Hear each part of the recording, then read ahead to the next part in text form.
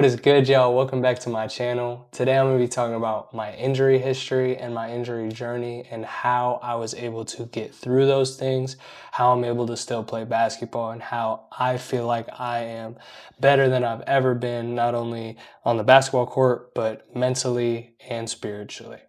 Before we get into it, if you guys like this content or other content that I've been dropping, go check me out on my other socials. My TikTok, my Twitch, and my Instagram are all on the screen and linked in the description down below. So go check me out over there. Before I start off, I kind of have to give you guys a little background on how everything happened. I played soccer my entire life. I loved soccer. I still love soccer. But I just loved basketball way more. Even though I was better at soccer, basketball was just more enticing to me. So I decided to commit in 8th grade that I was only going to play basketball. And then my senior year, I decided, all right, well, I can't play high school basketball anymore, so I'm gonna play one more time. I'm gonna play soccer. It's probably my last time to ever get to play organized soccer. So I decided to play, and unfortunately, I think 9 or 10 games into the season, we were playing on turf. Our home field was turf, and I was running after a ball and I just overran it a little bit and hyperextended my knee. And I didn't think anything of it. Our trainer tested me. For any of you guys don't know, an ACL test. She tried, but I was guarding super bad because it had just happened and she couldn't get an actual read. And I ended up playing basketball a week later. Fast forward to my freshman year of college, I go through the whole thing. And then that summer, obviously, I still have no clue I've done anything wrong. That summer, halfway through, I'm playing one-on-one with one of my buddies after we had worked a camp, and I went to stop and my knee just hyperextended and it felt like it just kind of blew out. And I looked at him and I said, I think I just tore my ACL. So he helped me up and we worked on getting me back to the dorms because that's where we were staying at the time to coach this camp. And by the time we get back, it's 12:30 or 1 a.m. and I have to call my mom to come pick me up because I needed to go to the emergency room because I was in so much pain. Turns out the emergency room couldn't do anything for me. I had to go see an orthopedic surgeon, and luckily my trainer from school where the camp happened to be at was able to get me in super quickly, but they did not have good news for me. They told me that they were very fearful that I had fully ruptured my ACL and it was most likely going to be a 9-month recovery.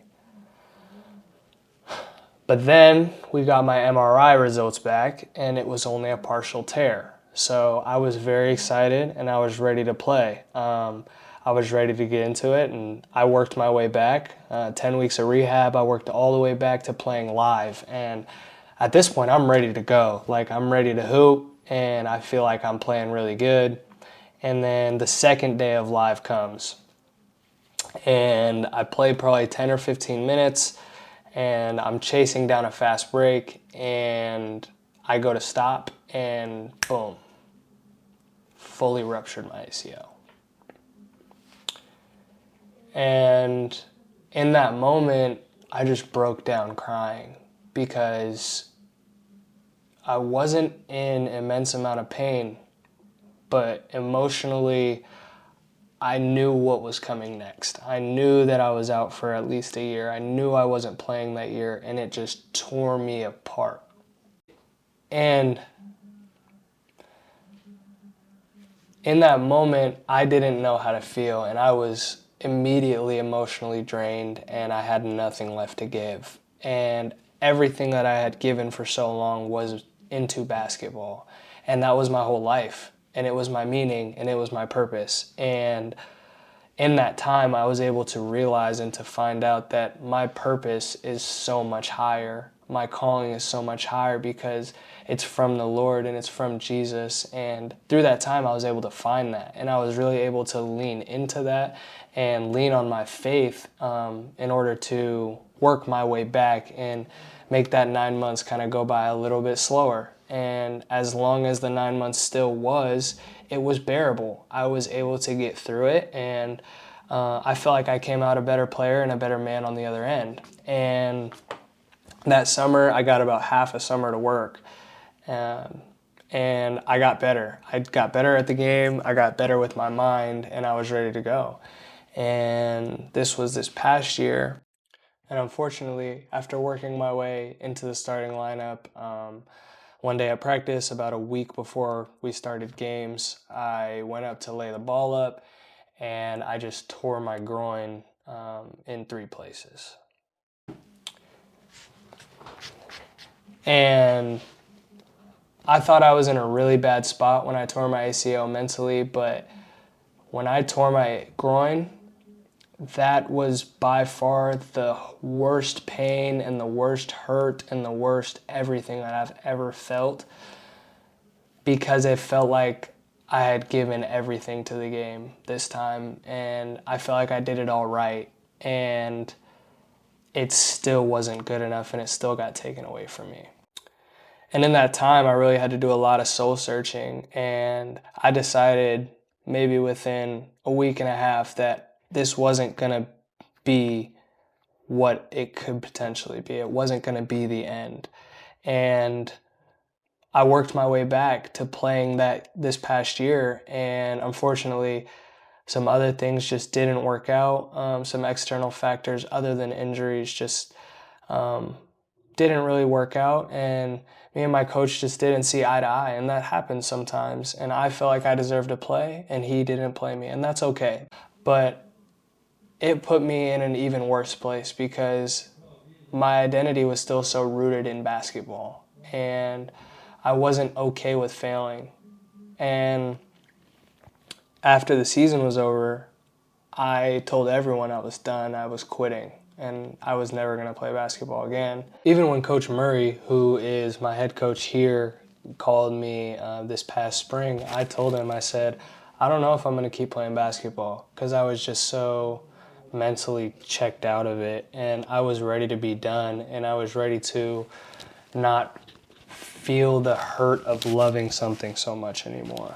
When I was able to finally step away from the game, it gave me a refreshed mindset and a new way to look at the game and to fall back in love with my process. My process was always the most important thing to me when I was younger and when I was in high school. And I think when I got to college, I fell in love with the outcome. I fell in love with being on the court and playing and scoring and all the stuff that doesn't really matter about basketball. What matters is how you're getting better and falling in love with the details, falling in love with your process and how you get better every single day. And that's what I was finally able to get back to this past summer, and just working on my mind and working on my body and being ready to go. And it took time. It took a lot of time, but it was more than worth it to take that time and to step away from the game and to just fall in love with my process and not even care about my outcome anymore. Because now I feel like I'm playing basketball and doing everything in my life at a way better rate, and I'm playing basketball better than I ever have before. And I don't even think it's close. I think the way that I've been able to unlock my mind this summer just through my process and through giving everything to my faith and knowing that my faith is going to carry me through, it's allowed me to be able to fail and to keep pushing forward and not worry about failing. And every failure is just a chance to learn. And it's really allowed me to separate, especially with basketball, just separate reps. Every rep is a chance to make that rep count. And every single time I step on the basketball court, I have a chance to play as hard as I can, because I have no idea if that's going to be taken away from me. And that's something that in life, you never know when something is going to be taken away from you. So just being grateful and staying grounded and staying just understanding that you're blessed and you have the ability to breathe, you have the ability to wake up and eat food and drink water and do all these things that a lot of people don't have. What's good, y'all? Obviously, I'm not wearing the same clothes. It is a new day, But I was editing this video and I realized that my entire outro got cut out. I just had a couple more things to say, so I'm just gonna say those things really quick. Having a grasp on what your blessings are and what you are personally blessed with allows you to maintain a sense of stability and be present in the moment. Something that I really like to remember is to keep my 2 feet where they are right now and not try to think about the future or the past. Because what I've found is that every time I think about the future, it just leads to anxiety. Every time I think about the past and I regret the past, all it does is lead to depression. So if I stay in the present moment, all that I'm filled with is peace. That has allowed me to get through not only my injuries like I talked about today, but everything in my life. And I think that that's something that anybody can take, and when you find the peace in your life, you can accomplish anything. Thank you for watching this video. I really appreciate each and every one of you guys taking the time out of your day. If you guys enjoyed this content, please check me out on my other socials and then hit that subscribe button, turn on post notifications so that you don't miss anything. I'll see you guys next time.